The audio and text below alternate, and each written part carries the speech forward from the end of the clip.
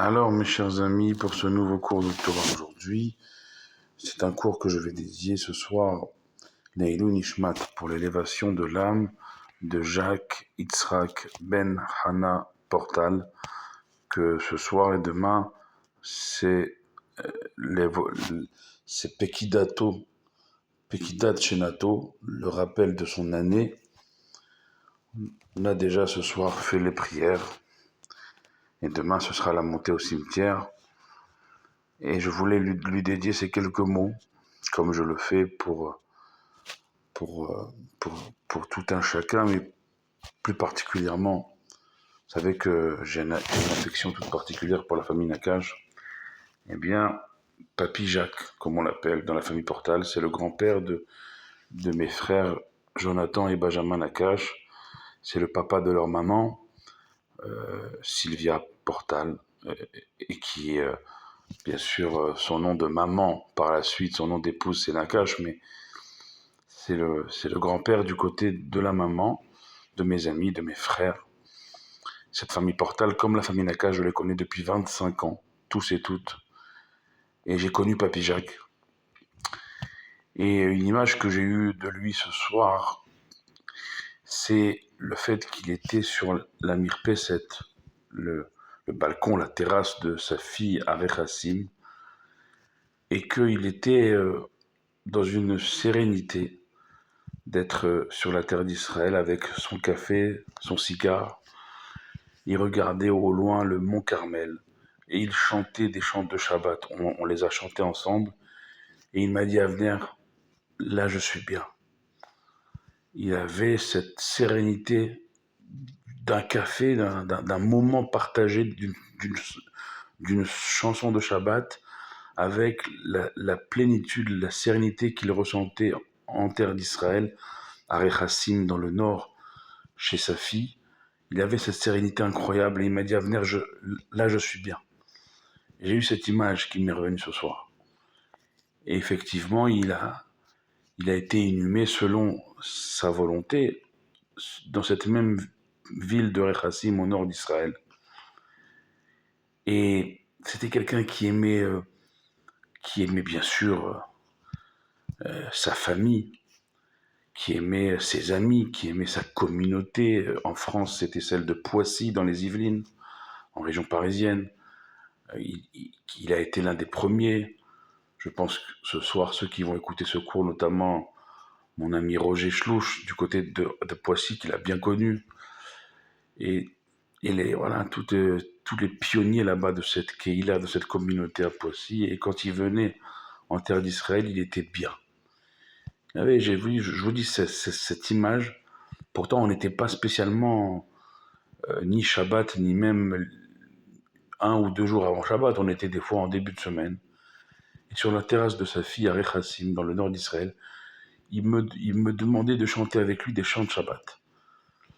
Et j'ai encore un témoignage qui m'est venu à l'esprit ce soir, et j'en ai fait part à son petit-fils, Jonathan, mon frère.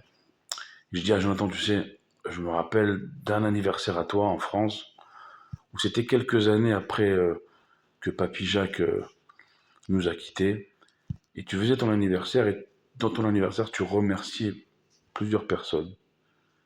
Et une personne en particulier, il avait ce remerciement, je me rappelle, eh bien, de lui avoir appris les prières, de l'avoir fait asseoir. Je me rappelle encore cette fameuse chaise qui était la sienne à la synagogue. Il le faisait asseoir à côté de lui. Et ça lui était resté, bien sûr, notamment les souvenirs autour de sa bar mitzvah. Et donc, il avait eu ce remerciement. Et finalement, Baruch Hashem, ces valeurs-là et cet amour des prières et des chants de Shabbat et de la synagogue, ont fait qu'aujourd'hui, Baruch Hashem, ces petits-enfants, eh bien tous ces petits-enfants, Baruch Hashem, ils sont dans le Shabbat, ils sont dans l'attachement à la synagogue, aux prières. Et ça, c'est quelque chose, c'est la plus grande richesse.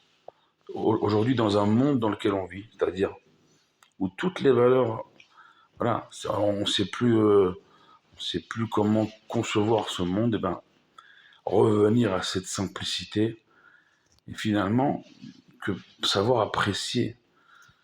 Alors aujourd'hui, bien sûr, des années après, on a les souvenirs qui reviennent, mais c'est enraciné dans toute la construction, toute la construction d'une famille. Moi, toute la construction d'une famille, des amis, des gens qui l'ont connu et à qui il a transmis cette simplicité. Simplicité, c'est-à-dire, il n'y a pas besoin en fait d'être comme aujourd'hui, de se montrer en fait. La vraie richesse, ça tient qu'à un sourire, un visage, un regard qui accompagne jusqu'à aujourd'hui tout, toute une famille. Et puis bien sûr que c'est les plus jeunes qui ont pris ça. C'est-à-dire que bien sûr que les enfants, c'est presque un lien fusionnel, mais les petits enfants, c'est un exemple. C'est un exemple qui fait que ce qu'ils sont aujourd'hui, bah, c'est une partie d'eux-mêmes. Ces moments, ces moments de transmission. Par l'exemple, il n'y a pas besoin d'en dire des tonnes ou d'en faire. C'était un exemple. Hein, on a des images comme ça qui nous reviennent et qui font qu'aujourd'hui, où est-ce qu'on va retrouver des personnes comme ça qui, par leur simple présence, transmettaient l'exemple.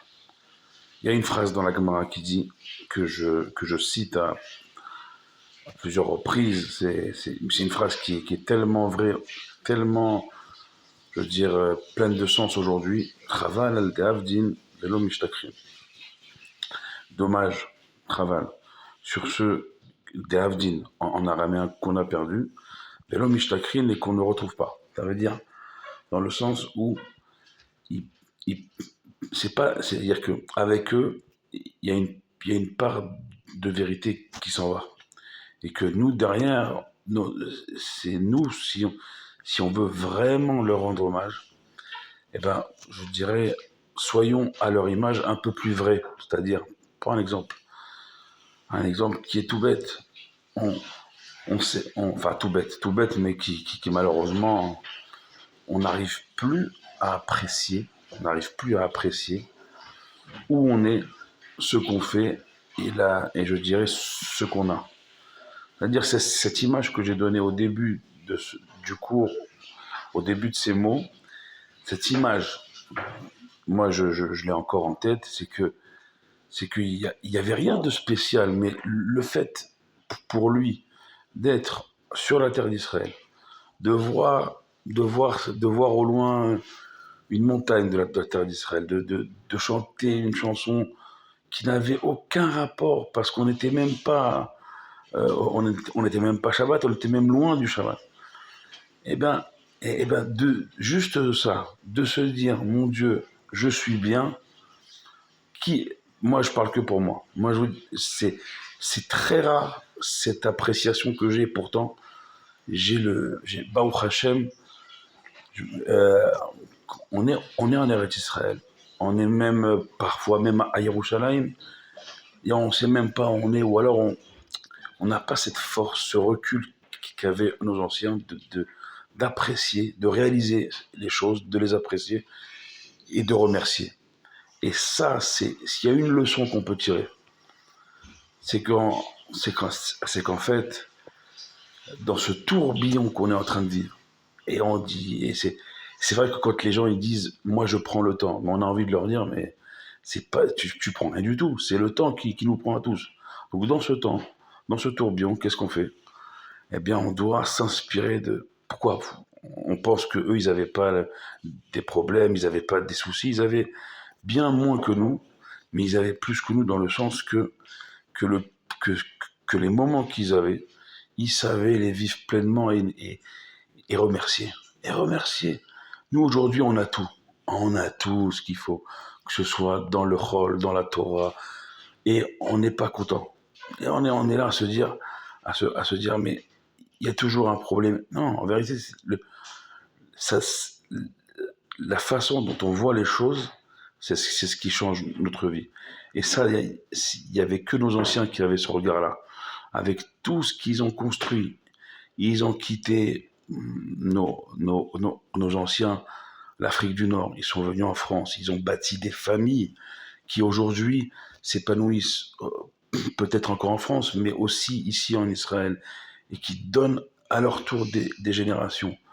Et ça, c'est quelque chose, c'est-à-dire que ils ont bâti à bout de bras des générations entières. Sur quoi? Pas sur des choses qui se montrent. Ils ont bâti autour d'instants de famille, d'instants de réunion, d'instants des moments simples. Mais pour les retrouver, ces moments aujourd'hui, il faut gratter toute la matérialité, il faut gratter tous les pseudo-soucis qu'on a, et il faut savoir revenir à l'essentiel, c'est-à-dire, voilà, il n'y a pas besoin de beaucoup. Et ça devrait pas être difficile de dire je vais bien, et de remercier. Eh bien, si on doit retenir une leçon comme on l'appelle affectueusement Papy Jacques, Yitzhak Ben Hana Portal, c'est ça. C'est cette leçon-là de la simplicité, de, de, de, de, de savoir apprécier et de savoir remercier. Voilà les quelques mots que je voulais adresser à toute la famille Portal, les Ilui Nishmat, pour l'élévation de l'âme en son jour de Jacques, Papy Jacques, Yitzhak Ben Hana Portal, que son souvenir soit une source inépuisable de bénédiction pour toute sa famille, tout leur âme Israël, et que très bientôt, comme les rabbinim nous le disent en ce moment, plus que jamais, plus qu'avant, avec la venue de Mashiach, on retrouvera tous nos chers disparus pour ne plus jamais les quitter. Amen, Kenny Ratson, Baruch Adonai Leolam, Amen, Amen.